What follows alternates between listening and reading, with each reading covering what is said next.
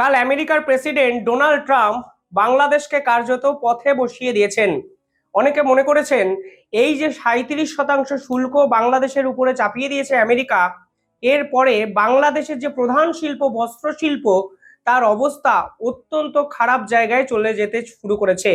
আর এবার অ্যাকশনে নামলো ভারতবর্ষ। কালকে বাংলাদেশের একটি কমেন্ট নিয়ে ভারতবর্ষের বিদেশমন্ত্রী ডক্টর জয়শঙ্কর সরাসরি একটি মন্তব্য করেছিলেন। আমি সে বিষয়ে একটি বিস্তারিত ভিডিও বানিয়েছি, আপনারা চাইলে আমাদের চ্যানেলে গিয়ে দেখে নিতে পারেন। কি বলেছিলেন ডক্টর জয়শঙ্কর? ডক্টর জয়শঙ্কর বলেছিলেন, যদি আমাদের সঙ্গে ভালো সম্পর্ক না রাখতে না চান তাহলে সাহায্যের কথাও এক্সপেক্ট করবেন না। অর্থাৎ আপনি যদি আমাদের কোঅপারেশন চান তাহলে আপনাকে ইন্টিগ্রেটেড আউটলুক দেখাতে হবে, অর্থাৎ দৃষ্টিভঙ্গি বদলাতে হবে, না হলে কিন্তু সাহায্যের পথ সম্পূর্ণভাবে বন্ধ হয়ে যাবে এবং আপনাদের সঙ্গে আমাদের সম্পর্ক সম্পূর্ণ বদলেও যেতে পারে। আর এবার দেখা যাচ্ছে আমেরিকার পর জয়শঙ্করের এই ধরনের কমেন্ট এবং তারপরে ভারতের পক্ষ থেকে সরকারিভাবে অ্যাকশন নেওয়া কিন্তু শুরু হয়ে গেছে। মনে রাখবেন, বিমস্টেকে নরেন্দ্র মোদী এবং মোহাম্মদ ইউনূস একসঙ্গে উপস্থিত আছেন। একাধিক ক্ষেত্রে মনে করা হচ্ছে কোনো না কোনোভাবে বাংলাদেশ সরকার কিন্তু চেষ্টা করছে নরেন্দ্র মোদীর সঙ্গে মিনিট দশেকের হলেও একটি মিটিং যেন অ্যারেঞ্জ করা যায়। তাহলেই বাংলাদেশে এই খবরটি খাওয়ানো যাবে যে মোহাম্মদ ইউনূসের চাপে নরেন্দ্র মোদী একটি মিটিং করতে রাজি হয়েছেন। আসলে ডিপ্লোম্যাসিতে কিন্তু এই চাপ, এই স্ট্র্যাটেজিক্যাল মুভ, এইগুলো দিয়ে আপনি যেরকমভাবে ধারণা তৈরি করার চেষ্টা করুন, আসলে গভীরে গিয়ে যদি সম্পর্কগুলো আপনি বিভিন্ন ক্ষেত্রে বিস্তারিত ভাবেন তাহলে বুঝবেন বর্তমানে ভারত এবং বাংলাদেশের সম্পর্ক আগের জায়গাতে পৌঁছানোর অবস্থা তখনই পৌঁছাবে যখন এই মোহাম্মদ ইউনূসের সরকারের পতন হবে। কারণ বাংলাদেশের এই বর্তমান অবস্থা নিয়ে স্বয়ং ভারতের সেনাপ্রধান বলে দিয়েছেন, যদি নির্বাচিত সরকার না আসে তাহলে ভারতবর্ষ কখনো সম্পর্ক আগের মতো করার জায়গায় যাবে না। কালকে কি জানা গেল? কালকে জানা গেল জয়শঙ্কর যখন মোহাম্মদ ইউনূসকে হুঁশিয়ারি দিয়েছেন, তখন ভারতবর্ষ বাংলাদেশকে যে কটন সাপ্লাই করে সেই কটন সাপ্লাই করার জায়গা থেকে সরে আসতে শুরু করেছে।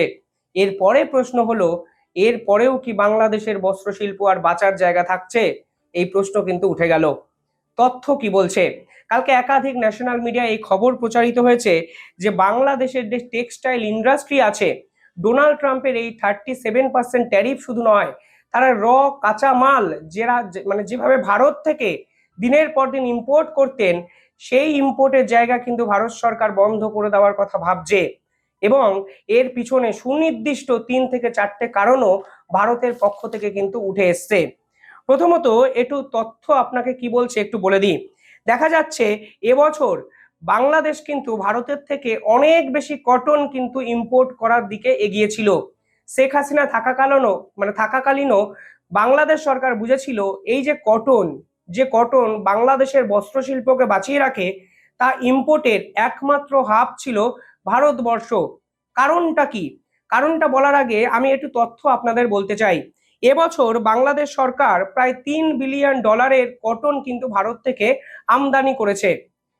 পাশাপাশি যদি আপনারা দেখেন 2023-এর একটি রিপোর্ট, সেখানে দেখা যাচ্ছে এই সংখ্যাটা ছিল $1.92 বিলিয়ন। অর্থাৎ এক লাফে প্রায় 1.5 গুণ কটন কিন্তু ভারত থেকে তারা বেশি নিয়েছে এই 2 বছরে। 2024 সালে তারা $2.36 বিলিয়ন কটন কিন্তু ভারতবর্ষ থেকে নিয়েছিল।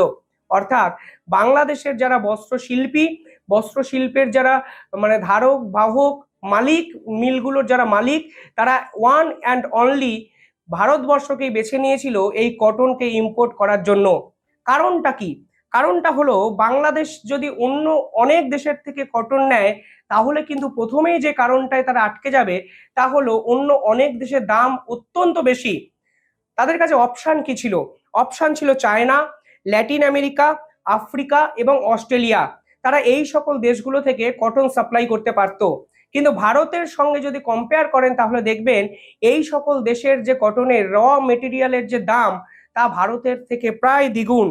পাশাপাশি এই সকল দেশগুলো দেখে যদি কটন আপনারা পাইকারি দরেও বা বাংলাদেশে আনেন তাহলে চট্টগ্রাম বন্দরে আসতে 30 থেকে 35 দিন লেগে যায় এবং চট্টগ্রাম বন্দর থেকে তাদের মিলে পৌঁছাতে লেগে যায় আরো 10 থেকে 15 দিন। কিন্তু ভারতবর্ষ থেকে যদি আসে তাহলে কিন্তু দেখা যায় এই কটনের পুরো প্রক্রিয়া প্রসেসটা শেষ হয়ে যায় 3 থেকে 4 দিনের মধ্যে। অর্থাৎ তাদের বস্ত্র শিল্পকে বাঁচানোর জন্য দিনের পর দিন ভারত কিন্তু এদেরকে সাহায্য করে গেছে, যা এই নির্লজ্জ বিশ্বাসঘাতক মোহাম্মদ ইউনূস আজকে ভুলে যেতে বসেছিলেন। আর এবার এই পাল্টা দিতে শুরু করে দিয়েছে ভারত সরকার, এবং তারা ঠিক করছে বা সিদ্ধান্ত নিয়েছে যে বাংলাদেশকে এই কটন সাপ্লাই আস্তে আস্তে অনেকটা যেমন কমিয়ে দিয়েছে, এবার চিরতরে বন্ধের দিকে এগোবে। একাধিক রিপোর্টে কালকে প্রকাশিত হয়েছে যে অলরেডি উত্তরপ্রদেশ, মধ্যপ্রদেশের মতো জায়গা থেকে কটন সাপ্লাই বন্ধ করে দেওয়া হয়েছে বাংলাদেশকে। এবং সরকারিভাবে কোনো এই ধরনের অ্যাকশন নেওয়ার রিপোর্ট না থাকলেও বেসরকারিভাবে একাধিক এই যে কটন সাপ্লায়ার, তারা বাংলাদেশের সঙ্গে সম্পর্ক রাখলেনই না, এবং জয়শঙ্করের এই ধরনের পাল্টা অ্যাকশনের হুঁশিয়ারির পর কালকে ভারতবর্ষ অফিসিয়ালি এই কটন পাঠানোর জায়গা থেকে একটু একটু করে সরে আসছে।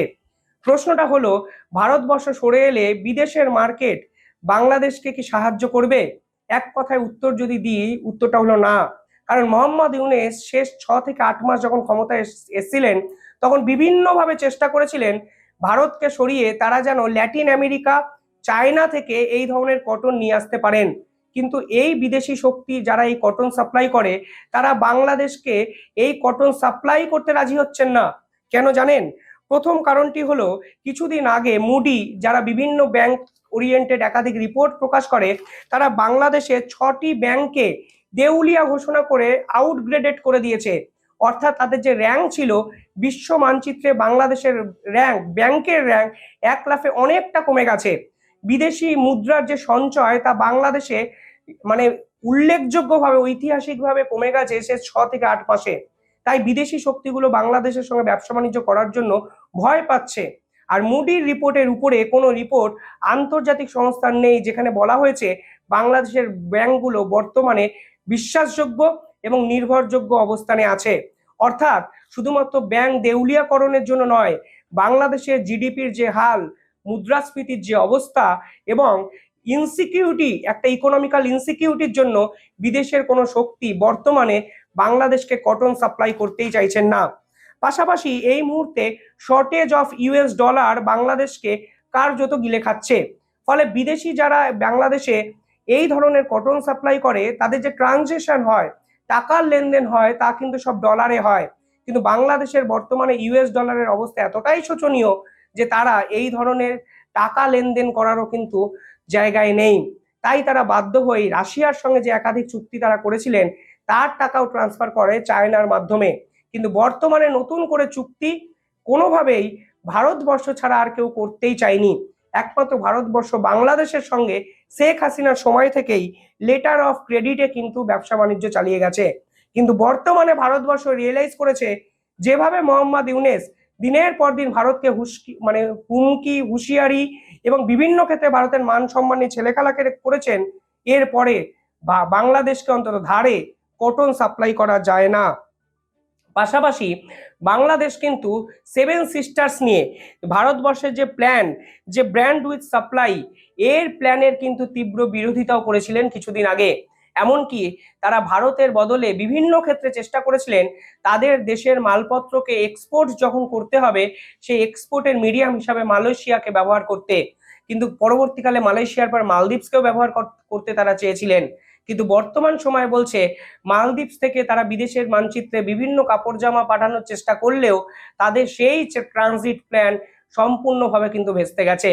আর এই প্রেক্ষাপটে দাঁড়িয়ে জয়শঙ্কর কার্যত লাস্ট ওয়ার্নিং দিয়ে বলেছিলেন যে কোনোভাবে সাহায্য চাইলে অন্তত দৃষ্টিভঙ্গিটা বদলান। আর আজকে আমরা যে রিপোর্ট দেখছি সেখানে দেখা যাচ্ছে মধ্যপ্রদেশ সম্পূর্ণভাবে বাংলাদেশকে বয়কট করেছে কটন সাপ্লাই করতে, এবং তারা পরিবর্তিত পদ্ধতি অনুযায়ী, রীতি অনুযায়ী রাশিয়াকে প্ল্যানিং করেছে এই কটন মার্কেট এক্সপোর্ট করার জন্য। অর্থাৎ দ্বিতীয় যে স্টোরি আমাদের সামনে এসেছে, সেখানে দেখা যাচ্ছে সুরাটে যে গভর্নমেন্ট সেক্টর আছে, সেই গভর্নমেন্ট সেক্টরের আন্ডারে যে গভর্নমেন্ট সেক্টর আছে, অর্থাৎ কটন ইন্ডাস্ট্রি আছে, সেখানে উল্লেখযোগ্যভাবে 20 to 25% বস্ত্র শিল্পের যে ব্যবসা, তা কিন্তু উল্লেখযোগ্যভাবে বৃদ্ধি পেয়েছে শেষ 3 মাসে। অর্থাৎ জানুয়ারি থেকেই ভারতবর্ষ কিন্তু আস্তে আস্তে আস্তে আস্তে বাংলাদেশের মার্কেটটাকে গিলে খাওয়ার কিন্তু চেষ্টা করেছে, এবং বর্তমান সময়ে মোহাম্মদ ইউনূসের ভুল নীতির কারণে সেই বস্ত্র শিল্প এখন ভারতের আঙিনায় এসে ঢুকে গেছে। আজ ভারতবর্ষ এবার কটন সাপ্লাই করার জায়গা থেকেও কিন্তু সরে আসছে, ফলে যে বস্ত্র শিল্পের 25% জায়গা ভারতবর্ষে চলে এসেছিল, অচিরেই এই জায়গাটায় কিন্তু 70 to 80% জায়গা ভারতের দখলে চলে যাবে। পাশাপাশি আপনি যদি দেখেন, অনেকে বলছেন এটা ভারতের কাছেও একটা নতুন অপরচুনিটি, কারণ ধরুন কটন যদি আপনি না পাঠান বাংলাদেশে, তাহলে কিন্তু বাংলাদেশের বস্ত্র শিল্পটাই বন্ধ হয়ে যাবে। এমনি ডোনাল্ড ট্রাম্প ওদের উপর 37% ট্যারিফ লাগিয়ে দিয়েছে। এই মুহূর্তে দাঁড়িয়ে যদি কটন সাপ্লাইটা সম্পূর্ণভাবে বন্ধ করা যায়, তাহলে বাংলাদেশের বস্ত্র শিল্প ডিপ্লোম্যাটিক ওয়েতে এক নিমেষে ধরাশায়ী হয়ে যাবে। সেই প্রেক্ষাপটে দাঁড়িয়ে ভারতবর্ষে যেমন 25% ব্যবসা বাণিজ্য করার এই সংখ্যাটা বেড়েছে শতাংশের হিসাবে, অন্যদিকে যদি ভাবেন একভাবে বস্ত্র শিল্পের এই মার্কেটটাই অচিরেই কিন্তু 1 বছরের মধ্যেই ধরা যাবে, যা অনেক ইকোনমিস্ট কিন্তু ভারত সরকারকে সাজেস্ট করছেন। অর্থাৎ মোহাম্মদ ইউনূস যেভাবে ভারতবর্ষকে দিনের পর দিন জ্বালানোর চেষ্টা করছেন, পাল্টা হুঁশিয়ারি হিসাবে ভারত সরকার এবার টেক্সটাইল কার্ড কিন্তু খেলার চেষ্টা করছেন, এবং অত্যন্তভাবে কিছু জায়গায় দেখা যাচ্ছে, বিভিন্ন রিপোর্টে বলা যাচ্ছে যে অ্যাকশন নেওয়ার কথাও কিন্তু ঘোষণা করা হয়েছে। উত্তরপ্রদেশ সরকার একটি অভূতপূর্ব ঘোষণা করেছে, তারা 10,000 কোটি টাকা দিয়ে টেক্সটাইল একটি পার্ক তৈরি করছে। অর্থাৎ তারা বুঝতে পেরেছে এই একটি ক্রিসমাস একটি নিউ ইয়ারেই যেভাবে বাংলাদেশ থেকে অর্ডার ঢুকে গেছে, তারা যদি কটন সাপ্লাই বন্ধ করে দেয়, তাহলে এই বিকল্প হিসাবে ভারতবর্ষই হবে একমাত্র বিকল্প, যারা কিনা গোটা বিশ্ব জুড়ে এই কটন সাপ্লাইয়ের মানে কটন সাপ্লাই করতে পারে, পাশাপাশি পোশাক আশাক বিভিন্ন দেশে সাপ্লাই করতে পারে। এ বিষয়ে আরেকটা রিপোর্ট আমি দেখাতে চাই আপনাদের। Raymonds plans to bank in opportunities. অর্থাৎ পরিষ্কারভাবে বলা হচ্ছে, রেমন্ডের মতো কোম্পানিও ভারতবর্ষে এখন বস্ত্র শিল্পের এক নতুন অপরচুনিটি খোঁজার চেষ্টা করছে। সব মিলিয়ে যে রিপোর্ট কালকে থেকে প্রকাশ পেয়েছে, নিঃসন্দেহে ভারতবর্ষ যদি এই টেক্সটাইল ইন্ডাস্ট্রিকে যেভাবে ধরার দিকে একটু একটু একটু করে এগোচ্ছে, এবং ডোনাল্ড ট্রাম্প যেভাবে বস্ত্র শিল্পীদের উপর কোট আনকোট 37% শুল্ক লাগিয়ে দিয়েছে, এখানেই মোহাম্মদ ইউনূসের সব থেকে বড় চ্যালেঞ্জটা, যে আসলে মুখে যেভাবে কথা বলে উনি রাজনীতি করার চেষ্টা করছেন, বাস্তবের মাটিতে দাঁড়িয়ে বাংলাদেশের অর্থনৈতিক পরিকাঠামো যেভাবে ধসে গেছে, সেখান থেকে দাঁড়িয়ে মোহাম্মদ ইউনূস কি করবেন, সেটাই কিন্তু এখন সব থেকে বড় একটা প্রশ্ন। আর বিমস্টেক সম্মেলন থেকে যখন উনি দেশে ফিরবেন, আমার মনে হয় এই মিথ্যে প্রতিশ্রুতি, ভাওতাবাজি, ভারতকে হুমকি দেওয়া, চমকে দেওয়া, এই সকল জিনিস করে যেভাবে মসনদ দখলের চেষ্টা মোহাম্মদ ইউনূস করছেন, আসলে দিনের পর দিন যদি আপনারা লং টার্মে ভাবেন, তা বাংলাদেশেরই কিন্তু একটা অর্থনৈতিক সিস্টেমকে ধ্বংস করে দিচ্ছে, এবং আন্তর্জাতিক প্রত্যেকটা সম্পর্ককে এক লহমায় চূর্ণ করে দিচ্ছে। এবং এই ধ্বংস করা এবং সম্পর্ক শেষ করার জায়গাটা কিন্তু ভারত থেকেই শুরু হচ্ছে, তা হয়তো অনেকেই আপনারা বুঝতে পারছেন।